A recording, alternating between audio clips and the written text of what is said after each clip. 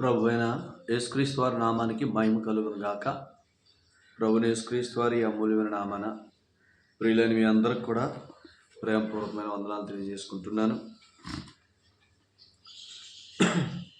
తెస్సలోనికలకు రాసిన పత్రికలో నుంచి మనం ధ్యానాలు వింటున్నాం.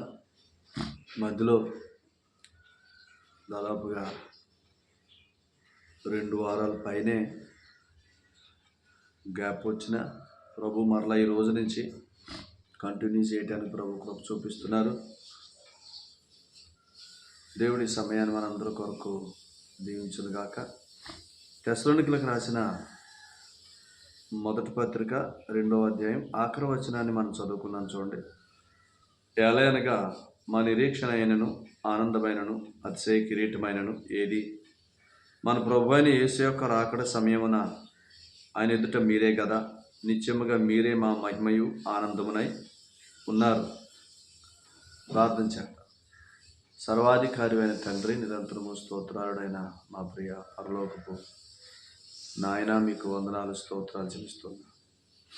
మీ కుమారుడు మా ప్రభువైన యేసుక్రీస్తు వారిని బట్టి నేను మీకు స్తోత్రాలు చెల్లిస్తూ ఉన్నాను. ఆ ప్రియ ప్రభువునందు విశ్వాస మూలంగా మీరు మాకు ఇచ్చిన గొప్ప రక్షణను బట్టి స్తోత్రాలు నాయన.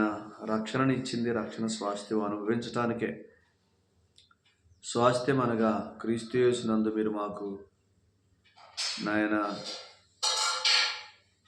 ఇచ్చిన జీవం, ఆ జీవమును అనుభవించినట్లుగా మీ కృపచేత మమ్మల్ని నడిపిస్తున్నందుకే స్తోత్రాలు. అనుదిన కృపా సందేశాన్ని మాకు అనుగ్రహించమని మీ ఆత్మను గురించి వాక్శక్తి చేత ఈ సేవకు నడిపించమని యేసు ప్రభు పేట ప్రార్థన చేస్తున్నాం తండ్రి, ఆమేన్. ప్రభునందు ప్రియులారా, మీ అందరికీ ప్రేమపూర్వకమైన వందనాలు. ఈ తెస్సలోనికలకు రాసిన పత్రికలో పౌలు గారు ఈ 2వ అధ్యాయము ఆఖరి 2 వచనాల్లో మా నిరీక్షణ అయిన ఆనందమైన మా అతిశయ కిరీటమైన ఏది మన ప్రభువైన యేసు యొక్క రాకడ సమయమున ఆయన ఎదుట మీరే కదా. నిత్యముగా మీరే మా మహిమ ఆనందమునై ఉన్నారు. ఈ పత్రికలో పౌలు తన తోడి సేవకుల్ని సిల్వానును తిమోతిని కలుపుకొని అసలు మా నిరీక్షణ అయిన మా ఆనందమైన మా అతిశయ కిరీటమైన ఏది ప్రభువైన యేసు రాకడ సమయమున ఆయన ఎదుట మీరే అని అన్నాడు. మీరే అంటే ప్రభువైన యేసుక్రీస్తు వారు వచ్చినప్పుడు, మరలా వచ్చినప్పుడు మీరు ఎత్తబడతారు, అదే మా ఆనందం, అదే మా అతిశయం అంటున్నాడా? కాదు. యేసు ప్రభునందు విశ్వాసం ఉంచిన వారందరూ ఎత్తబడతారు. కానీ తెస్సలోనిక సంఘం లాంటి వారు కూడా ఎత్తబడతారు. తెస్సలోనిక సంఘం ఎవరు అంటే వారు ప్రభువునందు విశ్వాసం ఉంచిన వారు మాత్రమే కాదు, విశ్వాస మూలంగా జీవించుచున్నవారు. విశ్వాస మూలంగా జీవించుచున్నవారు అని అంటే ఎవరంటే 2వ అధ్యాయం 13వ వచనంలో అనుదినం వర్తమాన వాక్యాన్ని పొందుకుంటూ ఆ వాక్యాలను బట్టి వారు జీవిస్తూ మాట్లాడుతూ కార్యాలు చూస్తున్నారు. చదువుదాం చూడండి. 2వ అధ్యాయం 13వ వచనం. ఆ హేతువు చేతను మీరు దేవుని గూర్చిన వర్తమాన వాక్యము మా వలన అంగీకరించినప్పుడు మనుషుల వాక్యమని ఎంచక అది నిజముగా ఉన్నట్టు దేవుని వాక్యమని దానిని అంగీకరించి తిరిగి కనుక మేమును మానక దేవునికి కృతజ్ఞతాస్తుతులు చెల్లించుచున్నాం. ఆ వాక్యమే విశ్వాసులైన మీలో కార్యసిద్ధి కలుగు చేయుచున్నది. చూసారు, విశ్వాసుల జీవితాల్లో కార్యాలు చేసేది వర్తమాన వాక్యమే. వర్తమాన వాక్యం అంటే అనుదిన వాక్యమే. వర్తమానం అంటే ప్రస్తుత వాక్యం, ప్రస్తుతం, ఇప్పుడు, ప్రస్తుతం, ఈరోజు. ప్రతిరోజు నీ దగ్గరకు వచ్చే వాక్యమే నీ జీవితంలో కార్యాలు చేసేది. నువ్వు చేసే వారాలు కాదు, నువ్వు చేసేవి కాదు, ఏమీ కాదు. ఇవన్నీ మనుషులు కల్పించిన పద్ధతులు. ఇవన్నీ కాదు. ప్రస్తుతం నీ దగ్గరకు వస్తున్న వర్తమాన వాక్యం, ప్రతిరోజు నీ దగ్గరికి వర్తమాన వాక్యం రావాలి. వర్తమాన వాక్యం అంటే ఏంటంటే ఆ వాక్యమే నీ జీవితాల్లో కార్యాలు చేసేది. దేవుడు రెగ్యులర్గా మనతో మాట్లాడుతూ ఉంటాడు. రెగ్యులర్గా ఆయన మన జీవితంలో కావలసిన సందేశం ఇస్తాడు. వాగ్దానాల రూపంగా, వచనాల రూపంగా సందేశం ఇస్తాడు. ఆ సందేశాన్ని పట్టుకుని మన ప్రార్థనలో సాగిపోతూ ఉన్నప్పుడు, ఆ సందేశాన్ని బట్టి మనం ప్రార్థన చేస్తూ సాగుతున్నప్పుడు, ఆ సందేశం యొక్క సారాంశంలోనికి, నిజ స్వరూపంలోనికి మనం నడిపిస్తాడు. సో తెస్సలోనిక వారు అలా జీవిస్తూ కార్యాలు చూస్తున్నారు. వారికి అర్థమైపోయింది, సందేశమును బట్టి జీవిస్తేనే కార్యాలు చూస్తామనే సంగతి అర్థమై ప్రతిరోజు వాక్యం విషయంలో వారు శ్రద్ధ కలిగి ఉన్నారన్నమాట. అందుకనే వీరు ఆల్రెడీ విశ్వాసులు, ప్రభువుని నమ్ముకున్నారు, నీతిమంతులు. ఇప్పుడు విశ్వాసమూలంగా జీవిస్తున్నారు. నీతిమంతులు విశ్వాసమూలంగా జీవించను. హబక్కూకు 2:4, హెబ్రీ 10:38, ద్వితీయోపదేశకాండం 8వ అధ్యాయం. నీతిమంతులు విశ్వాసమూలంగా జీవించను అంటే నా నోటి మాటను బట్టి జీవించను. Living by the word of God is the living by the faith అన్నమాట. దేవుని వాక్యాన్ని బట్టి జీవించటమే విశ్వాసాన్ని బట్టి జీవించటం. అంటే విశ్వాసులే విశ్వాసమును బట్టి జీవిస్తున్నవారు. ఇప్పుడు ఇలా చెప్పండి, పౌలు ఏమంటున్నాడు?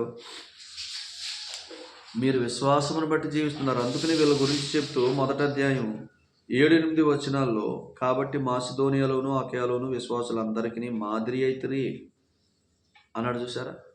విశ్వాసులకు మాదిరి తెస్సలోనిక వారు. ఎందులో? జీవించుటలో. ఎలాగున? అనుదినం ఆయన నోటి మాటను బట్టి, ఆయన ఇస్తున్న వచనాలను బట్టి, వాక్యాన్ని బట్టి, వాగ్దానాలను బట్టి, ఆత్మ సందేశాన్ని బట్టి జీవించుటలో మిగిలిన వారందరికీ మాదిరి. మా వలన వినిన వాక్యము మనుషుల వాక్యమని ఎంచక అది నిజముగా ఉన్నట్టు దేవుని వాక్యమని ఎంచి మీరు ప్రతిరోజు వాక్యాన్ని తీసుకుంటున్నారు. దేవునికి స్తోత్రాలు చెల్లిస్తున్నాం. మీ విషయంలో ఆ వాక్యమే మీరు చూస్తున్న కార్యాలకు, మీలో జరుగుతున్న కార్యాలకు, వీటన్నిటికీ కారణం అని చెప్పాడు. ఆ వాక్యమే. సో కాబట్టి వీరి విశ్వాసం ఏమవుతుందంట? మాదిరికరంగా ఉంది. మాత్రమే కాదు, మీ వద్ద నుండి ప్రభువాక్యం మాసిదోనియాలోను అకయలోను మ్రోగెను. అక్కడ మాత్రమే కాక ప్రతి స్థలమందును దేవుని ఎడల ఉన్న మీ విశ్వాసం వెల్లడి ఆయను. ఇది అనుదినం దేవుని నోటి నుంచి వచ్చే మాటను బట్టి బ్రతుకుతూ ఉంటే విశ్వాసి. ఆ విశ్వాసం ఏమన్నాడంటే అది కార్యాల్లోనికి తీసుకెళ్లే విశ్వాసం. ఆ విశ్వాసమే వెల్లడయ్యే విశ్వాసం. అనగా మన సాక్ష్యాన్ని, మనకు ఒక సాక్ష్యాన్ని ఇచ్చే విశ్వాసం. మన గురించి మనం అనేక మందికి సాక్ష్యముగా, మాదిరిగా ఉండే విశ్వాసం. అర్థమైందా మీకు? సో ఏం వినాలో కూడా తెస్సలోనిక వారికి ఒక క్లారిటీ ఉంది. అందుకనే ఎవరినంటే వాళ్ళని చేర్చుకోరు తెస్సలోనిక వారు. తెస్సలోనిక వారికి ఏం వినాలో తెలుసు. తెస్సలోనిక వారికి ఏం తెలుసు అంటే, మేము ఆల్రెడీ పరలోకంలో కూర్చున్నాం, పరలోక రాజ్యాన్ని ఇక్కడ అనుభవించాలా. యేసు ప్రభునందు విశ్వాసం మూలంగా మేము నీతివంతులము, దేవుని కుమారులము, పరలోకములో కూర్చున్నాం, పరిశుద్ధాత్ముడు మాలో ఉన్నాడు. పరలోకములో కూర్చున్న మేము పరలోకాన్ని ఈ లోకంలో ఉండగానే అనుభవించాలా. అదే పరలోక రాజ్యం. విశ్వాసం ఉంచినప్పుడు పరలోకంలో కూర్చున్న క్రీస్తుతో కూడా. ఎఫెసీ 2:7. ఇప్పుడు విశ్వాస మూలంగా జీవిస్తే, ఆయన నోటి మాటను బట్టి జీవిస్తే, ఆత్మచెప్పు సంగతుల చేత జీవిస్తే పరలోకాన్ని ఇక్కడ అనుభవిస్తాం. అందుకని చాలామందికి బైబిల్లో పరలోకానికి పరలోక రాజ్యానికి తేడా తెలియదు. పరలోక రాజ్యము పరలోకం ఒకటి అనుకుంటున్నారు. కాదు. పరలోకం అంటే మనమున్న స్థలం, క్రీస్తుతో కూడా మనం కూర్చున్న స్థలం. ఎఫెసీ 2:7. పరలోక రాజ్యం అంటే అక్కడి నుంచి వస్తున్న వర్తమానం, సందేశం పరిశుద్ధాత్ముడు మనలో ఉండి మనకి ఇస్తాడు. పరిశుద్ధాత్ముడు పరలోకం నుండి వచ్చాడు. పేతురు 1:12లో ఎందుకు వచ్చాడు? మనం పరలోక సంబంధం కాబట్టి, మనం పరలోకంలో కూర్చున్నాం కాబట్టి, ఇక పరలోకపు జీవాన్ని గురించి, పరలోకం నుండి జీవితాన్ని గురించి మనతో మాట్లాడతాడు. అక్కడ మనకి ఏమేమి ఉన్నాయో అక్కడికి మనం వారసులం కదా, ఆ వారసత్వాన్ని అనుభవించడానికి అవసరమైన సంగతులన్నీ మనతో మాట్లాడుతూ ఉంటాడు. ఆయన మనతో మాట్లాడుతూ ఉన్నప్పుడు ఆ జీవాన్ని కూర్చున్న సంగతులు మనం విని ఆ సంగతులను బట్టి జీవిస్తాం. అది పరలోక రాజ్యం అనుభవించుట. సో ఇది ఎవరికి తెలుసు? పౌలుకు, సిల్వానుకు, తిమోతికి తెలుసు. కాబట్టి వాళ్ళే చేర్చుకుంటారు. అసలు విశ్వాసి పరలోకంలో కూర్చున్నాడు నమ్ముకున్నప్పుడే. ఇప్పుడు సంఘంలో ఉన్నది ఎందుకంటే, దేవుడు వారిని సంఘంలో తీసుకొచ్చింది ఎందుకంటే, పరలోకంలో కూర్చున్నవాడు ఇక్కడ పరలోక రాజ్యం లాంటి జీవితాన్ని జీవించాలా, అందుకే తీసుకొచ్చాడు అని వారు ఎరిగారు. కాబట్టి వాళ్ళ ముగ్గురు రాజ్యపు సంగతులు బోధిస్తున్నారు. అంటే విశ్వాస మూలంగా జీవించుట అనేదే రాజ్యపు సంగతులు. విశ్వాస మూలంగా నీతిమంతుడు అయ్యాడు, అది పరలోకంలో కూర్చున్న స్థితి. విశ్వాస మూలంగా జీవిస్తే రాజ్యం అనుభవిస్తాడు. విశ్వాస మూలంగా జీవించుటే రాజ్యం అనుభవించుట, పరలోక రాజ్యం అనుభవించుట. అందుకని అన్నాడుగా వీళ్ళతోటి 2:13లో, మీరు వింటున్న వర్తమాన వాక్యమే ప్రతిరోజు ఈ వర్తమాన కాలంలో, ఈ ప్రస్తుత కాలంలో ప్రతిరోజు మీ వద్దకు వస్తున్న వాక్యమే మీలో కార్యాలు జరిగించే వాక్యం. మీ దగ్గరకు వస్తున్న వాక్యం ప్రతిరోజు అది ఊరకనే పోయేది కాదు, అది కార్యాలు చేసి వెళ్ళేది.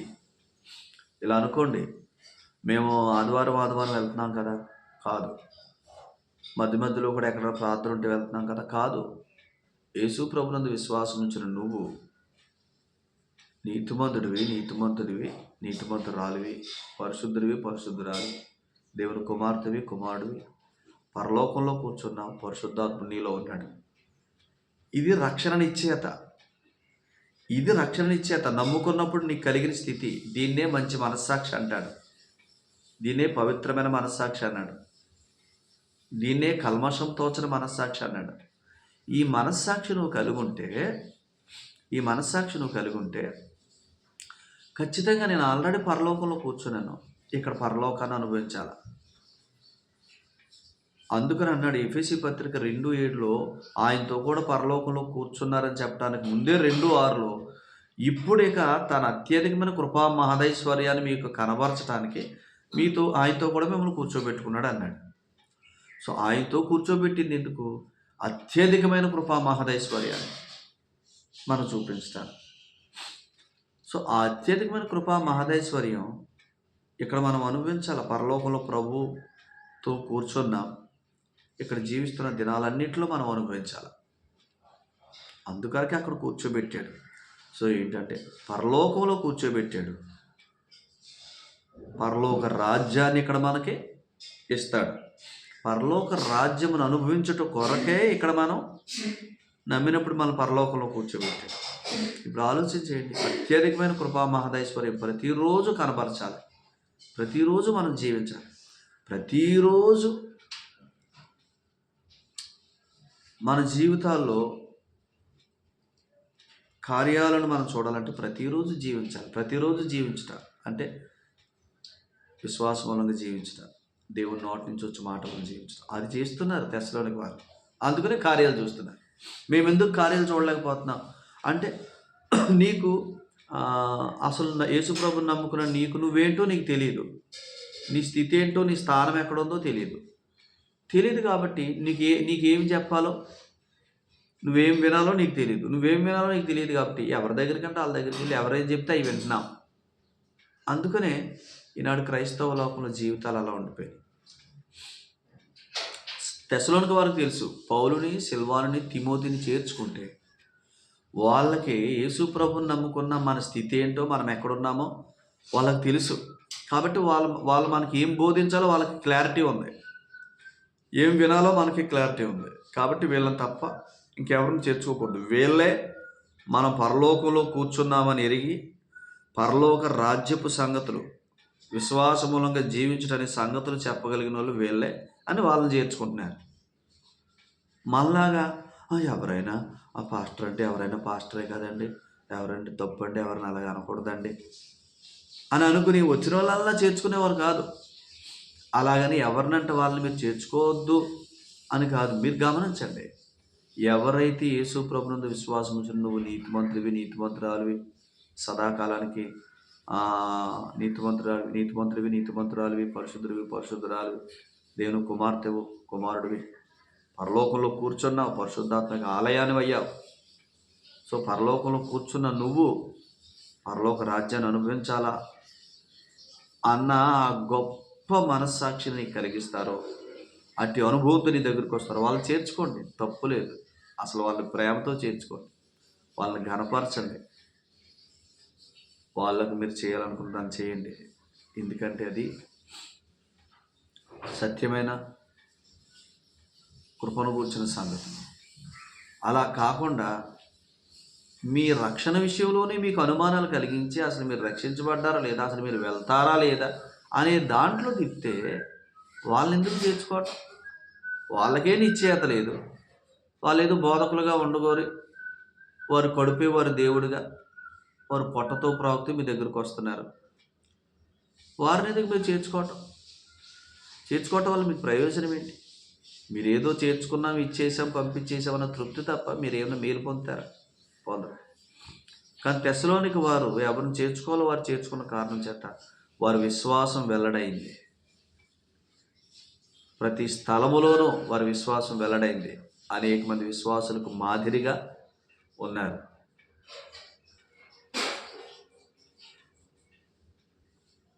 ఇప్పుడు అంటున్నాడు ఆయన వారి గురించి ఏమంటున్నాడు తెలుసా? రేపొద్దున్న ప్రభు వస్తే మీరు ఆయన ఎదుట నిలబడతారు. మనందరం క్రీస్తు న్యాయపీఠం మీద ఎదుట నిలబడతాం. కొరింథీయులకు రాసిన 2వ పత్రిక 5:10 పౌలు చెప్పాడు, మనం అందరం క్రీస్తు న్యాయపీఠం ఎదుట నిలబడతాం. ప్రభు వచ్చినప్పుడు విశ్వాసి క్రీస్తు న్యాయపీఠం ఎదుట నిలబడతాడు. అప్పుడు అందరూ నిలబడతారు. తెస్సలోనికల లాగా బ్రతికిన విశ్వాసులు కూడా నిలబడతారు. సో తెస్సలోనికలో ఉన్న విశ్వాసుల్లాగా దేవుని నోటి నుంచి వచ్చి ప్రతి మాట వలన ప్రతిరోజు జీవిస్తున్న వారు కూడా నిలబడతారు. అప్పుడు పౌలు అంటున్నాడు, అప్పుడు మీరే మా అతిశయం, ప్రభు ఎదుట మీరే మా అతిశయం, మా ఆనందం, మా కిరీటం, మా మహిమ అని అంటాడు. ఎందుకో తెలుసా? ఇలాగ తెస్సలోనిక సంఘంలాగా విశ్వాసమూలంగా జీవించిన వారందరికీ స్పెషల్గా బహుమానాలు ఇస్తూ ఉంటాడు ఆయన. బలా నమ్మకమైన మంచి సంఘమా, మంచి దాసులారా, మంచి బిడ్డలారా, రండి. ఈ లోకంలో మీరు ప్రతిరోజు నా వాక్యాన్ని బట్టి జీవించిన దినాల్లో మీరు ఎన్నో కార్యాలు చూశారు. మీరు చూసిన మీరు అలాగున ఆ కార్యాలను అనుభవిస్తూ పరలోక రాజ్యాన్ని ఇక్కడ అనుభవిస్తూ మీరు జీవిస్తున్న దినాల్లో మిమ్మల్ని బట్టి నా నామానికి ఎంతో మహిమ కలిగింది. రండి, బహుమానాలు ఇవ్వకోండి అని వారందరికీ మహిమదేహాలు ఇవ్వటం మాత్రమే కాదు, మహిమదేహాలు నమ్ముకున్న వారందరికీ ఇస్తాడు ఆయన. కానీ క్రీస్తు న్యాయపీఠం ఎదుట బహుమానం, కిరీటం, మెప్పు, ఘనత, అతిశయం ఇవన్నీ ఆయన ఇవ్వాల్సినవే. ఎవరికి ఇస్తాడో పౌలు గారికి తెలుసు. ఎవరైతే అనుదినం విశ్వాసమూలంగా జీవించారో, పరలోకంలో కూర్చున్నామని ఎరిగి ఈ లోకంలో ఉండగానే పరలోక రాజ్యపు సంగతులు విని పరలోక రాజ్యముగా వారి జీవితాన్ని చేసుకున్నారు, వారే అక్కడ కిరీటాలు, మెప్పు, ఘనత, మహిమ, ఎక్కువ రెట్టింపైన మహిమ, ఘనత, కిరీటాలు పొందుకుంటారు. వారే రేపు క్రీస్తుతో కూడా మనం ఏలబోయే 1000 ఏండ్ల రాజ్యంలో ఎక్కువ పట్టణాల మీద అధికారులు ఉంటారు. అందుకనే జీవించాలా, ఇక్కడ పరలోక రాజ్యం అనుభవించాలా, 1000 ఏండ్ల రాజ్యంలో ఎక్కువ పట్టణాల మీద ఉండాలా. ఇక్కడ ఎంత జీవించామో అన్నదే అక్కడ ఎన్ని పట్టణాల మీద ఉంటామో అనే దానికి మూలం. ఇక్కడ జీవించకుండా అక్కడ పట్టణాలు ఏముండవు, అక్కడ ఒక మూల ఉంటాం. ఎత్తబడ్డాం, మహిమ దేహం ధరించుకున్నాం అన్న దాంట్లో ఒక మూల ఉంటాం అంతే. సో అందుకనే ప్రియులారా, ఆ సంఘమును బట్టి పౌలు గారు అతిశయపడుతున్నారు, ఆనందపడుతున్నారు. మీరే మా కిరీటం, మీరే మా అతిశయం, మీరే మా ఆనందం అని. నిజంగా మీరు ఏం వినాలో మీకు తెలియాలి. అసలు ఫస్ట్ మీరు యేసుప్రభు నమ్ముకున్న మీరు మీ స్థితి ఏంటో, మీరు ఎక్కడున్నారో మీకు తెలియాలి. మీరు ఏం వినాలో మీకు తెలుస్తుంది, ఎవరిని చేర్చుకోవాలో తెలుస్తుంది. దేవుడు అట్టి కృప, అట్టి జ్ఞానము, ప్రత్యక్షత గల మనసు, అట్టి మంచి మనస్సాక్షితో కొన్ని సంగతులు మీ వద్దకు తెస్తున్నాడు. మీకు జ్ఞానము, ప్రత్యక్షత గల మనసు ఇచ్చి మిమ్మల్ని నడిపించును గాక. దేవుడి సంగతులు అందరూ వెలుపులు దీవించును గాక. ఆమేన్. మహిమగల మా తండ్రి, కృపగల మా నాయన, మీకు వందనాలు. ప్రేమించి ఇచ్చిన సందేశానికి స్తోత్రాలు నాయన. తెస్సలోనిక వారు విశ్వసించారు, పరలోకంలో కూర్చోబెట్టబడ్డారు. వారికి ఆ నిశ్చయత ఉంది. మేము నీతిమంతులు, క్రీస్తుతో పరలోకంలో కూర్చున్నాం, పరిశుద్ధాత్ముడు మా హృదయాల్లో నివసిస్తున్నాడనే నిశ్చయత ఉంది. ఆ నిశ్చయత కలిగిన వారు ఇప్పుడు మేము వినాల్సినవి రాజ్యపు సంగతులు, విశ్వాస మూలంగా జీవించుట అనే సంగతులు. కాబట్టి విశ్వాస మూలమైన జీవితాన్ని గురించి ఎరిగిన సేవకుల్నే చేర్చుకున్నారు నాయన. విశ్వాసం ఉంచిన వారి స్థితి క్రీస్తునందు ఏమై ఉందో ఆ స్థితిని ఎల్లప్పుడూ జ్ఞాపకం చేస్తూ, వారి మనస్సాక్షిని ఎల్లప్పుడూ నాయన శుభ్రం చేస్తూ, దేవుని రాజ్యపు సంగతులు వారికి బోధించే సేవకుల్ని పౌలును, సిల్వానును, తిమోతిని చేర్చుకున్నారు. ప్రతిరోజు వర్తమాన వాక్యం వింటున్నారు, ప్రతిరోజు జీవిస్తున్నారు విశ్వాసములను. వారు ప్రతిరోజు వింటున్న ఆ వాక్యమే వారి జీవితాల్లో గొప్ప కార్యాలు, వారి కుటుంబాల్లో గొప్ప కార్యాలు, వారి బ్రతుకుల్లో గొప్ప కార్యాలు, వారి ఆరోగ్యాల్లో గొప్ప కార్యాలు, వారి ఆర్థిక విషయాల్లో గొప్ప కార్యాలు చేస్తూ వచ్చింది. అందుకని వారి విశ్వాసం వెల్లడైంది, అనేక చోట్ల మ్రోగింది, అనేక మందికి మాదిరయ్యారు, ఆశీర్వాద కారణంగా జీవిస్తున్నారు.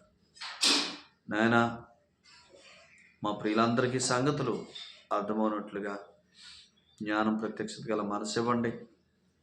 ప్రియులందరిని దీవించండి నాయన. విశ్వాస సంబంధమైన జీవితాన్ని మీ నోటి నుంచి వచ్చే మాట వలన బ్రతుకుతూ సమస్తము సంపాదించుకున్న అనుభవంలో ప్రియులందరి నుంచి మని ప్రతి ఒక్కరిని కృపాస్థలకు అప్పగించుకుంటూ అందరిని దీవించమని యేసుప్రభువు వారి పేట కృతజ్ఞతలు చెల్లించి ప్రార్థన చేస్తున్నాం పరమ తండ్రి. ఆమేన్. ప్రభునామని మీ అందరికీ ప్రేమపూర్వకమైన వందనాలండి. ప్రభు మిమ్మును మీ కుటుంబాలను బహుగా దీవించును గాక. ఆమేన్.